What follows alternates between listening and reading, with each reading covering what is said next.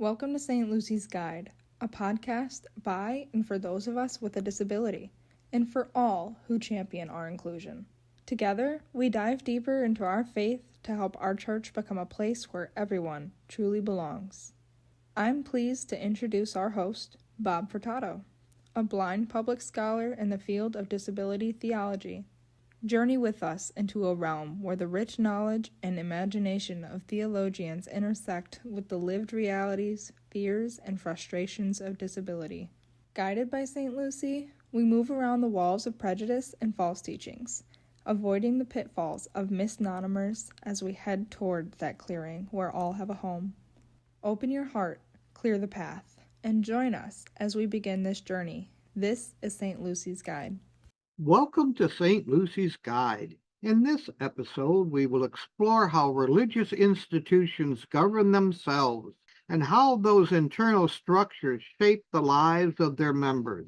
All faith traditions have a structure of rules that include and exclude people, and you can identify some of the similarities to your own faith tradition. In this episode, we are exploring and looking at the Catholic Church from the inside out, focusing on canon law, Vatican conferences, papal directives, and internal political structures that affect the lives and participations of those of us with a disability.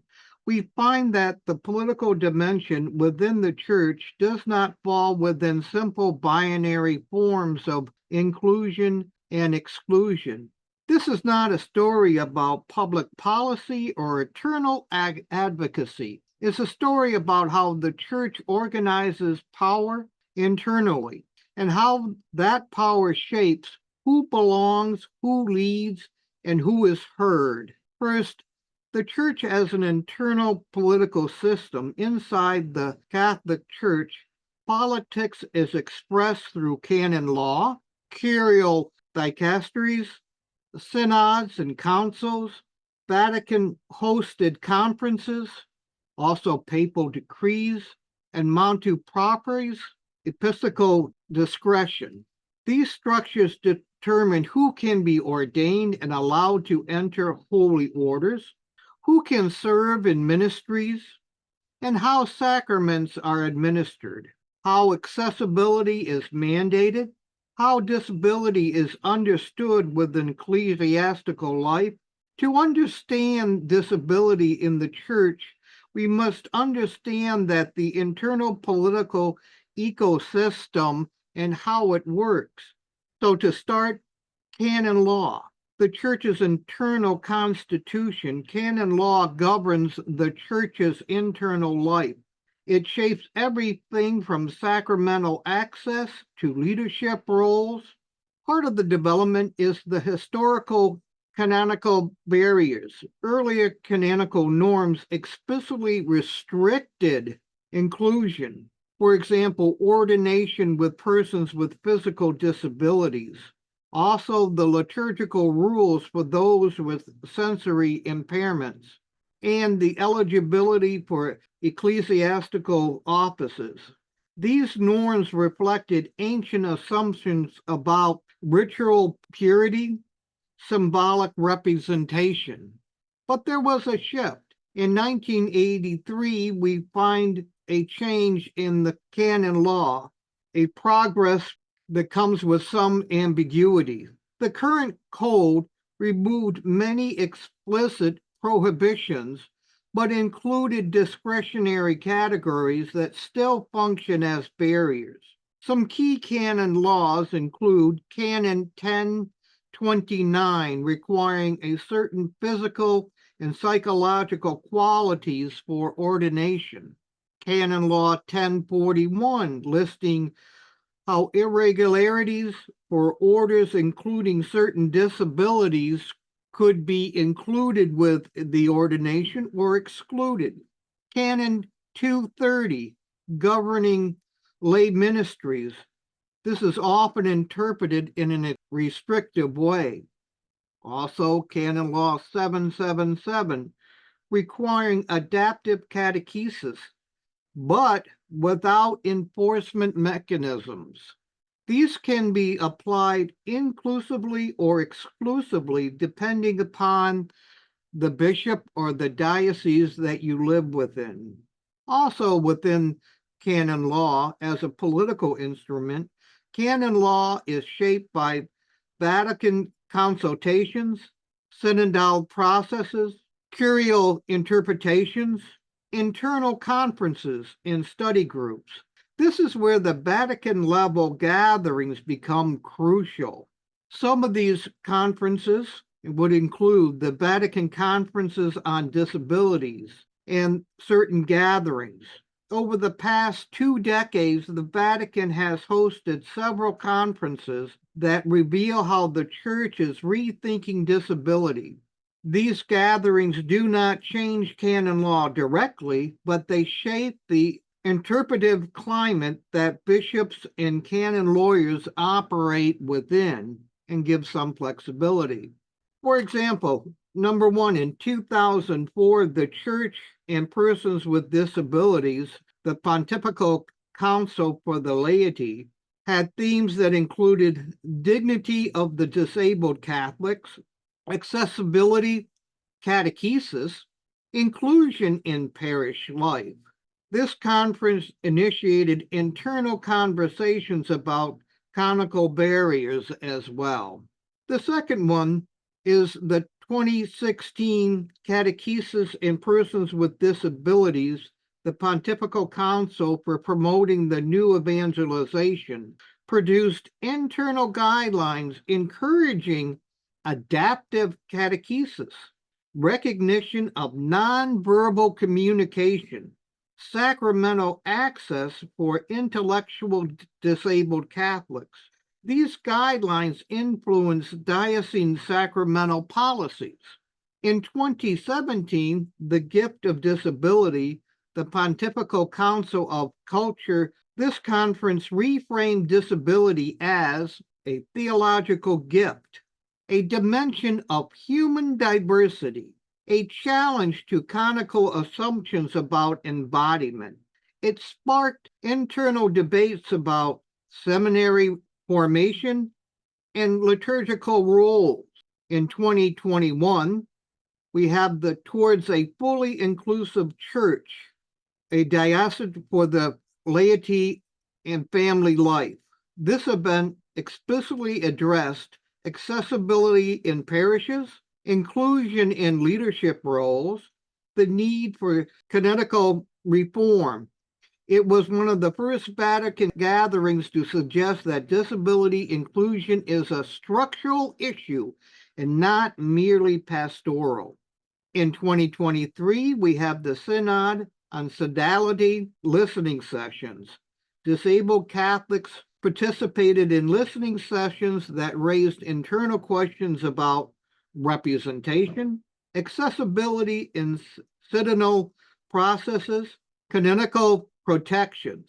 These testimonies influence synodal workings documents. Further, the internal decrees and documents in policy shifts. Internal developments that have emerged from Vatican discussions. One would be the guidelines for the celebration of the sacraments with persons with disabilities. The one that was released in 2017, remember this is a revision of the original 1978 document. While not a Vatican decree, it was approved by the Holy See and is widely used as a model. It affirms nonverbal Catholics can receive the sacraments. Also, intellectual disability is not in and of itself a barrier to confirmation or receiving the Eucharist, and parishes must provide reasonable accommodations. Other changes include a directory for catechesis issued in 2020, the Pontifical Council for Promoting the New Evangelization included explicit sections on disability, requires for adaptive catechesis, a recognition of alternative communication methods, also the prayer catem evangelism, In 2022, Pope Francis reformed the Roman Curia, including expanding roles for lay people, emphasizing on listening to marginalized groups, also the structural encouragement for inclusive governance. While not disability specific, it opens internal pathways for disabled Catholics to serve. Also, the Vatican accessibility initiatives. Following internal pressures, the Vatican City installed new ramps and accessible routes around the city. The Dicastery for Communication began producing accessible media. The Vatican Museum expanded accessibility programs.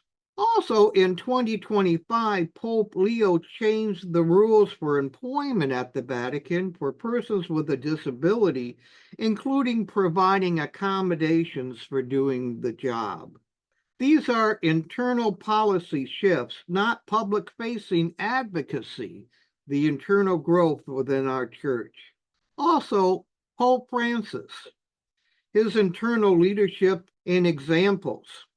Pope Francis had repeatedly addressed disability within the church, not just as in society. In 2016, the Jubilee of the Sick and the Disabled, here Pope Francis emphasized disabled Catholics are protagonists in the church.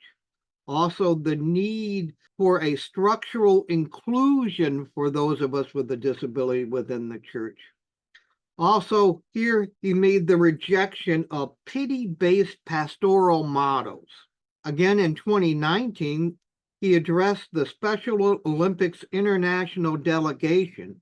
He stated that the church must remove internal barriers from within, reform attitudes within seminaries and parishes, also recognize disabled persons as individuals who can be evangelizers. In 2021, the International Day of Persons with Disability message, Pope Francis called for a more inclusive and participatory church. Canonical and structural reforms were also emphasized. Representations of disabled Catholics in decision-making bodies. Also in 2023, the Synod on Synodality, Pope Francis insisted that disabled Catholics be included in synodal listening. Synodality requires listening to those on the margins. The church's internal structure must reflect the diversity of the body of Christ. These are not symbolic gestures. They are internal political signals that have to be addressed.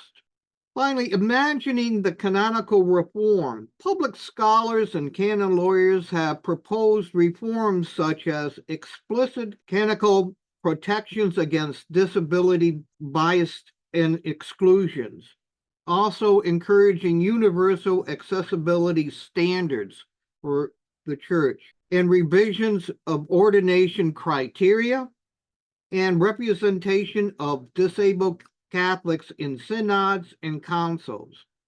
Also, canonical recognition of sign language.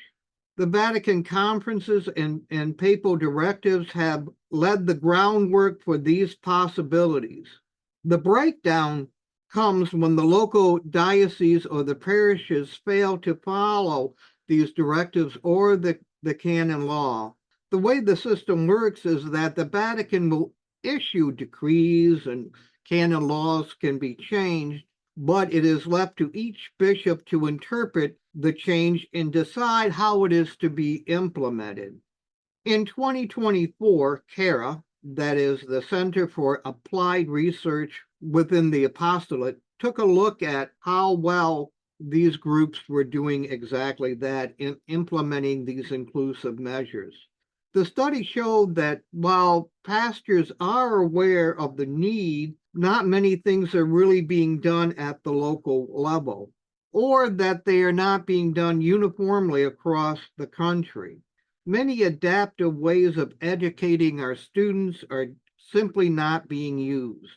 There are still physical barriers throughout older parishes and the buildings. Another interesting thing that I did not want to leave out was the unwritten rules, how parish culture quietly excludes disabled Catholics. Here I want to talk about something that really rarely appears in canon law, diocesan policy, or parish handbooks, yet shapes parish life just as powerfully: the unwritten interpersonal rules that govern Catholic communities. These rules aren't proclaimed from the pulpit, they aren't printed in the bulletin, but they operate beneath the surface, shaping who feels welcome, who feels seen, who feels quietly and will slip away. And for Catholics with disabilities, these unwritten rules can be some of the most painful barriers of all. And some of my examples. Rule 1, the rule of quiet conformity. Most parishes operate with an unspoken expectation.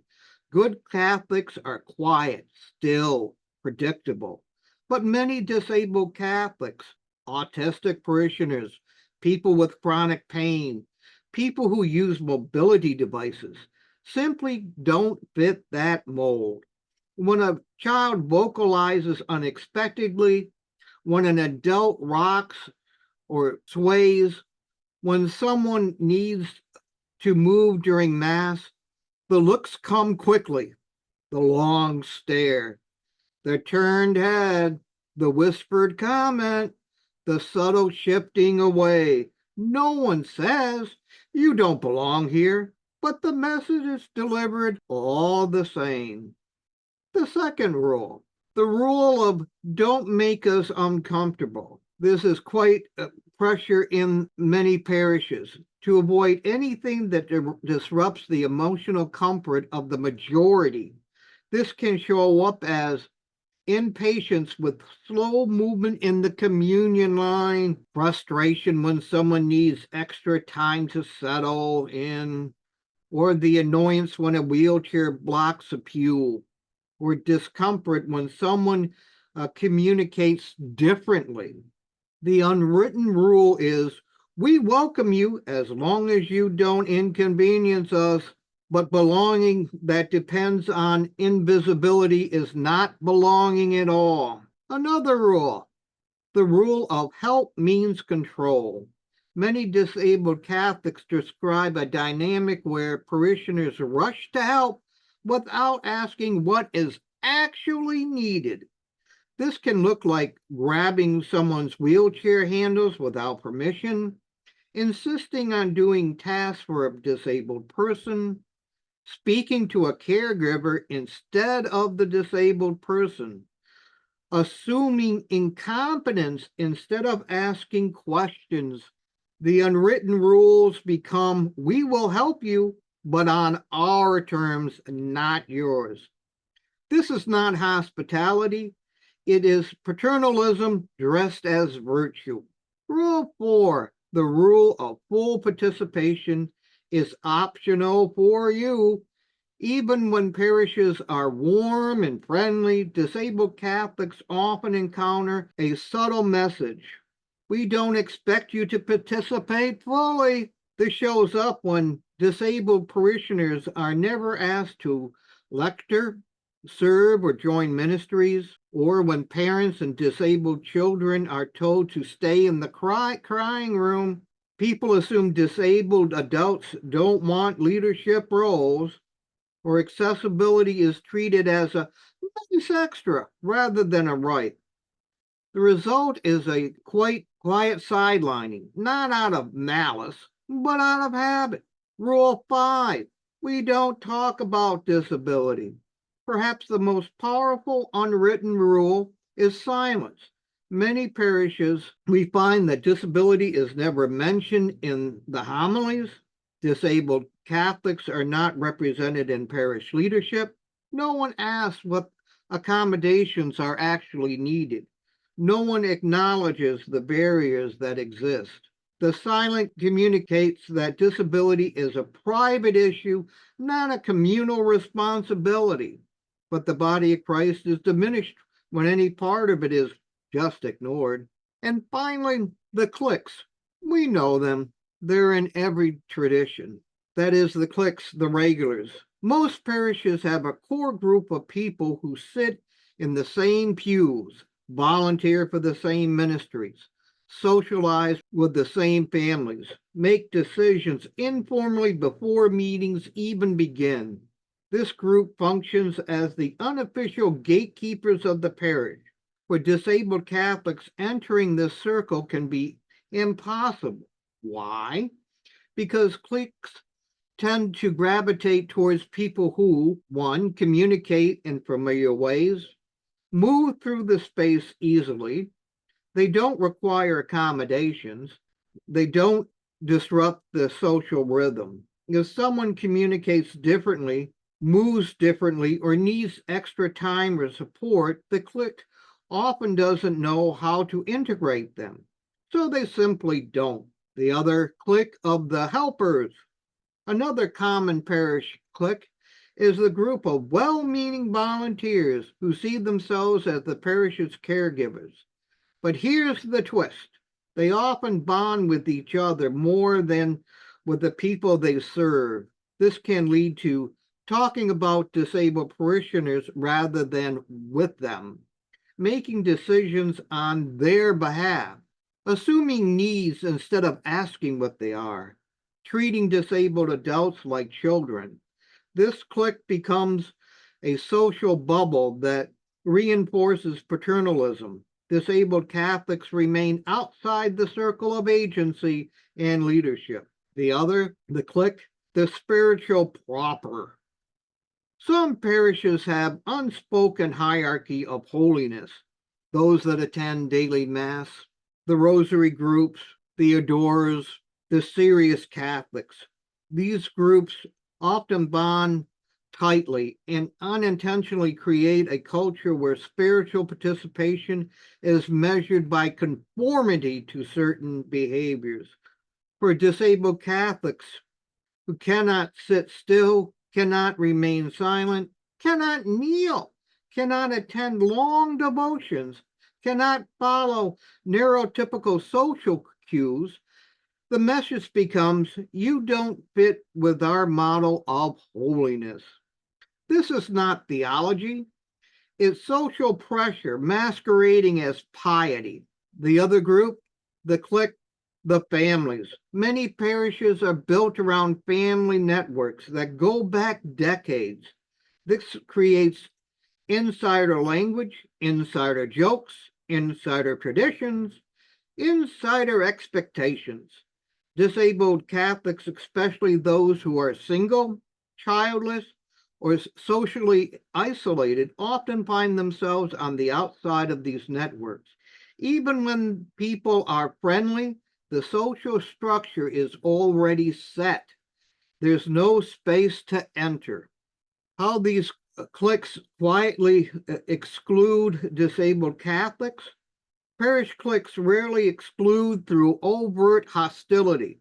They exclude through invisibility, not noticing who is missing. Assumptions, believing disabled people don't want to participate. Avoidance, not knowing what to say, so saying nothing. Or comfort, sticking with familiar people and familiar patterns. Or fear, worrying about doing the wrong thing. The result is a parish where disabled Catholics are welcomed at the door, tolerated in the pews, but rarely integrated into the community. This is exclusion by omission, not by intention, but the impact is the same. So I would say this, the Catholic Church's internal political life, its canon law, its governance, structures, its Vatican conferences, its papal directives profoundly shape the participation of those of us with a disability. While progress is uneven, the internal conversation is shifting. Vatican conferences have become catalysts for rethinking embodiment, leadership, and belonging. The future of disability inclusion in the church will depend on whether these internal movements lead to structural reform and whether disabled Catholics are present or not in the pews, but in the rooms where the decisions are made. Thank you. If you like what you heard today, you can email us, like, share, and comment on Spotify, Facebook, or YouTube.